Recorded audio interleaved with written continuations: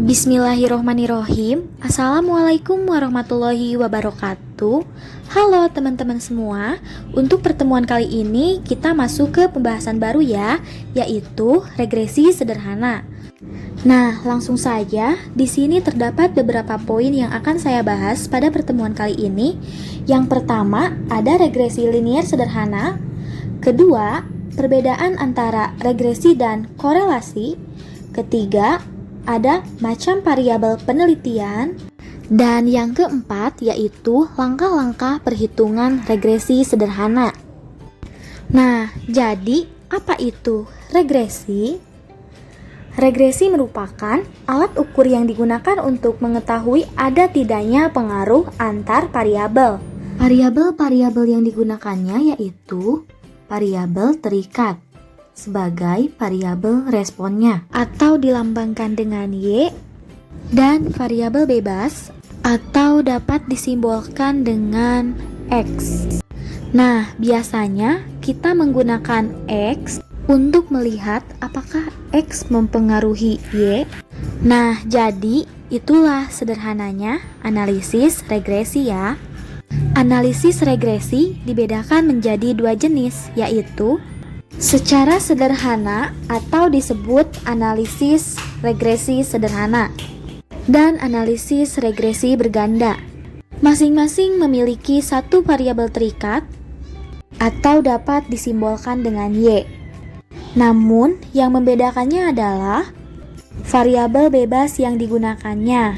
Nah, untuk analisis regresi sederhana hanya menggunakan satu variabel bebas atau X untuk melihat pengaruhnya terhadap variabel terikat atau X.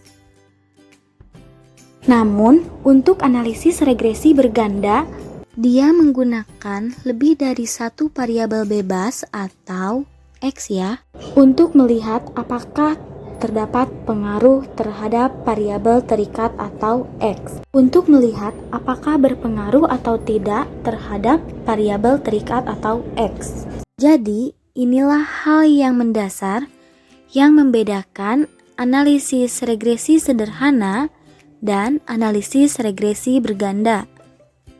Sedikit mengingatkan, kadangkala masih banyak yang selalu tertukar apa itu regresi dan apa itu korelasi.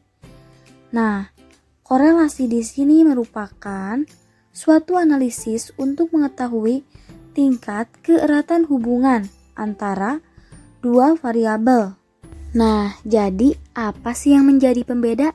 Yaitu tujuannya dari regresi untuk mencari pengaruh, sedangkan tujuannya dari korelasi yaitu mencari hubungan. Jadi seperti itu ya. Selanjutnya, ada beberapa perbedaan dari regresi dan korelasi. Untuk regresi, yang pertama, menganalisis besarnya pengaruh. Kedua, bersifat kausal atau sebab akibat. Ketiga, harus ada variabel bebas dan variabel terikat. Sedangkan untuk korelasi, yang pertama, menganalisis tingkat hubungan. Kedua, boleh tidak bersifat kausal. Ketiga, tidak harus ada variabel bebas dan variabel terikat. Nah, jadi kenapa sih variabel itu penting? Karena dalam pengujian regresi, pengujian hipotesis, dan pengujian lainnya, itu selalu menggunakan variabel. Variabel itu sendiri merupakan suatu objek yang dapat berubah-ubah. Nah, jadi variabel penelitian ini terbagi menjadi beberapa bagian. Yang pertama, ada variabel independen atau disebut juga dengan variabel bebas. Variabel yang mempengaruhi atau menjadi sebab perubahannya timbulnya variabel dependen atau terikat. Kedua, ada variabel dependen. atau disebut juga dengan variabel terikat. Variabel yang dipengaruhi atau yang menjadi akibat karena adanya variabel bebas. Ketiga, ada variabel moderasi, yaitu variabel yang mempunyai hubungan antara variabel independen dan variabel dependen. Variabel ini juga dapat memperkuat atau memperlemah hubungan. Selanjutnya, yang keempat, variabel intervening. Variabel intervening sendiri yaitu variabel yang secara teoritis mempengaruhi hubungan antara variabel dependen dan variabel independen, tetapi tidak dapat diamati atau terukur. Jadi, variabel intervening ini merupakan variabel penyela atau antara yang terletak di antara variabel independen dan dependen. Jadi seperti itu ya. Sekian materi yang dapat saya sampaikan. Untuk lebih lanjutnya, kita langsung ke contoh soal berikut ini. Wabarakatuh. Untuk pertemuan kali ini, di sini kita akan membahas regresi sederhana. Untuk regresi sederhana itu gambarannya yaitu untuk melihat pengaruh variabel X terhadap variabel Y. Kita di sini akan mengolah data. Di sini ada dua data, variabel X dan variabel Y, jumlah luas tanam sama jumlah produksi durian. Kita langsung aja ke pengolahannya.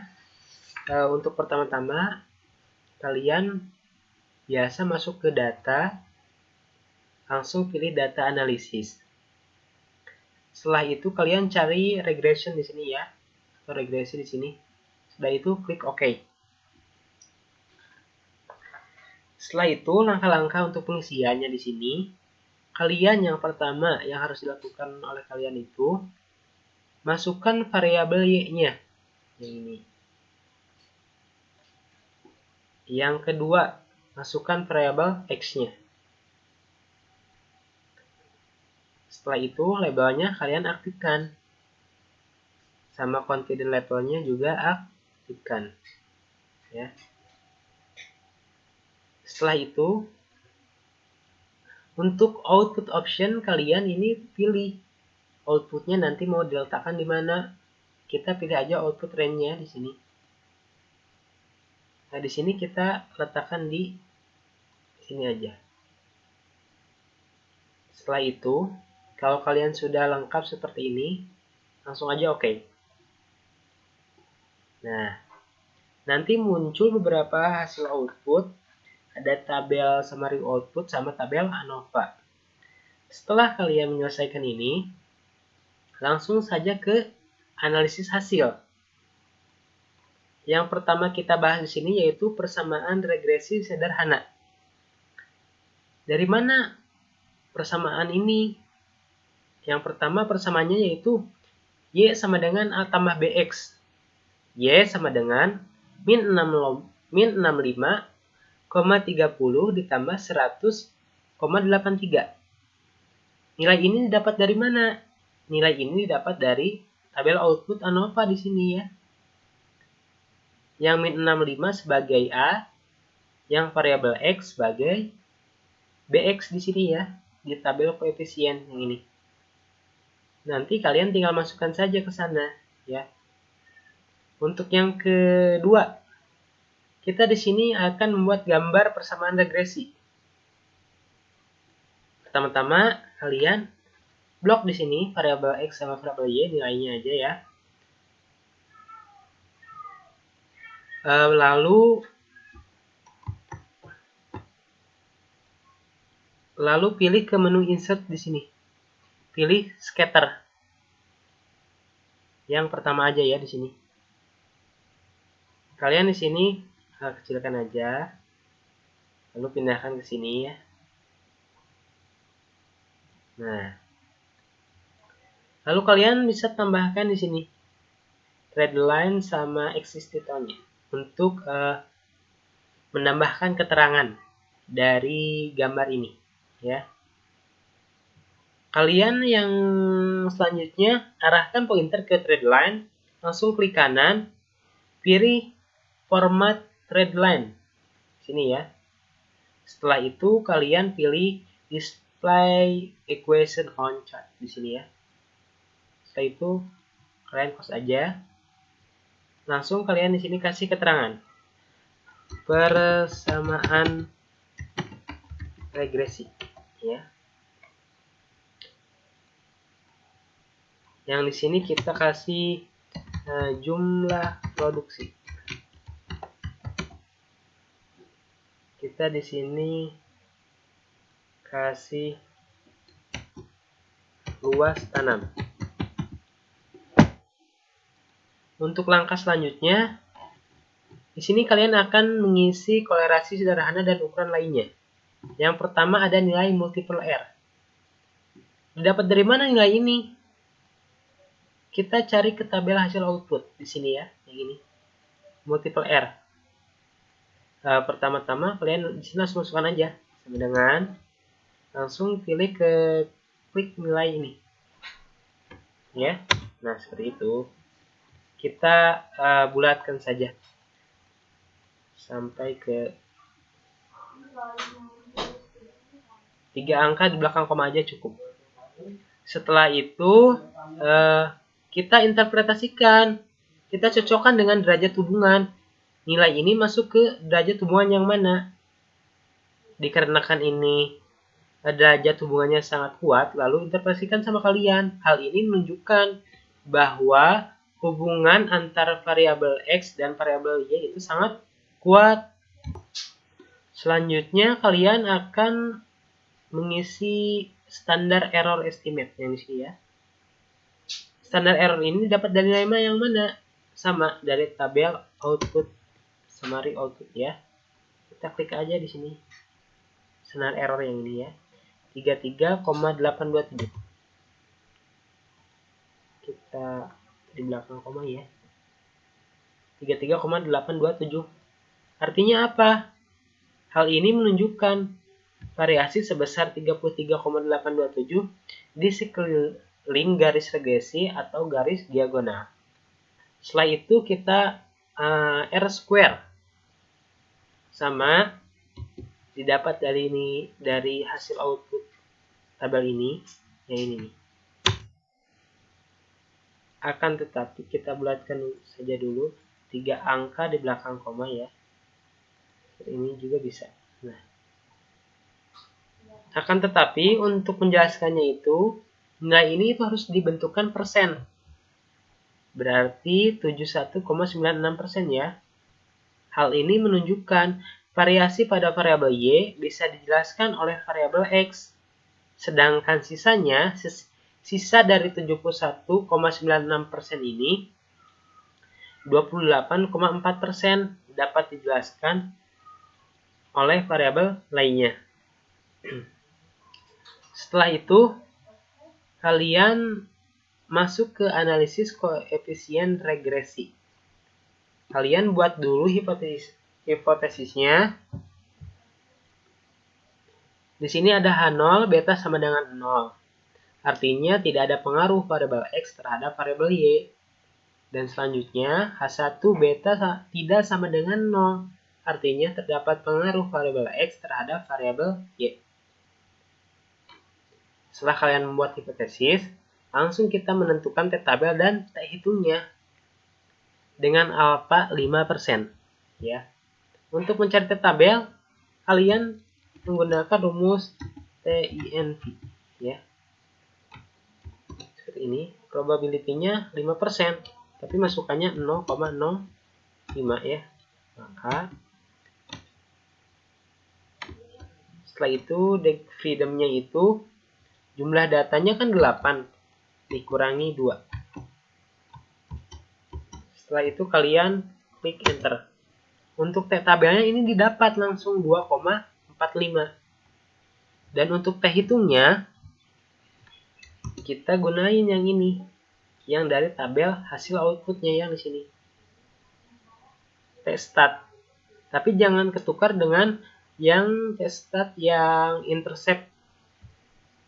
Tapi kita gunain yang variabel x-nya, ya. Klik enter. 3,92.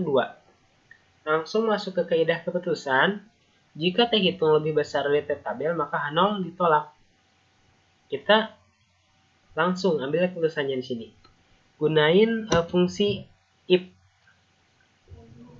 Masih ingat kan kalian? If. Logical testnya kita masukkan.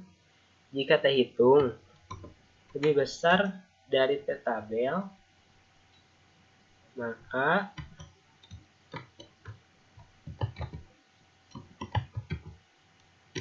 H0 ditolak. Maka H0 diterima.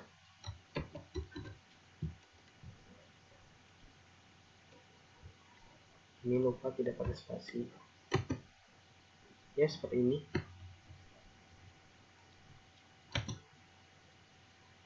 Kalau sudah seperti ini, kalian langsung enter aja. H0 ditolak. Berarti H0 ditolak. Artinya, kita di sini jelaskan. Artinya, terdapat pengaruh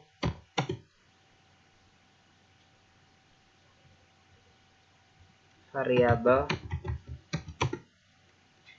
X terhadap variabel Y. Kalau nanti kalian di latihan, di tugas, variabel X sama variabel Y-nya sebutkan ya. Misalkan luas tanam variabel X-nya. Untuk variabel Y-nya jumlah produksi. Ya, seperti itu. Untuk selanjutnya, kurva keputusan. Di sini saya langsung buatkan. Kalian nanti buat ya, seperti ini. Kan sudah diajarin pas waktu di lab statis. Kalian di sini tinggal buat, lalu masukkan yang tadi nilai T hitungnya berapa, T tabelnya berapa ya. Kasih keterangan. T hitung lebih besar daripada T tabel. Mungkin untuk pertemuan sekarang penjelasannya kurang lebih seperti itu. Mohon maaf bila ada kesalahan. Terima kasih sebelumnya. Wassalamualaikum warahmatullahi wabarakatuh.